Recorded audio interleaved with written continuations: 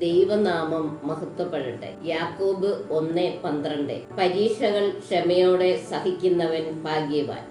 എന്തെന്നാൽ അവൻ പരീക്ഷകളെ അതിജീവിച്ചു കഴിയുമ്പോൾ തന്നെ സ്നേഹിക്കുന്നവർക്ക് ദൈവം വാഗ്ദാനം ചെയ്തിരിക്കുന്ന ജീവന്റെ കിരീടം അവന് ലഭിക്കും. പരീക്ഷിക്കപ്പെടുമ്പോൾ താൻ ദൈവത്താലാണ് പരീക്ഷിക്കപ്പെടുന്നത് എന്ന് ഒരുവനും പറയാതിരിക്കട്ടെ. എന്തെന്നാൽ ദൈവം തിന്മയാൽ പരീക്ഷിക്കപ്പെടുന്നില്ല, അവിടുന്ന് ആരെയും പരീക്ഷിക്കുന്നുമില്ല.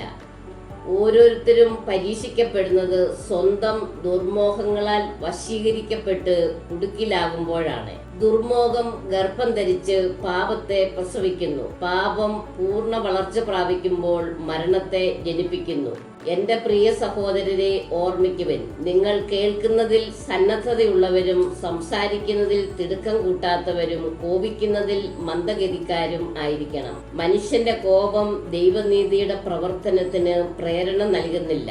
നിങ്ങൾ വചനം കേൾക്കുക മാത്രം ചെയ്യുന്ന ആത്മവഞ്ചകരാകരുത്, അത് അനുവർത്തിക്കുന്നവരും ആയിരിക്കുവിൻ. ഹല്ലേലൂയ. ആമേൻ.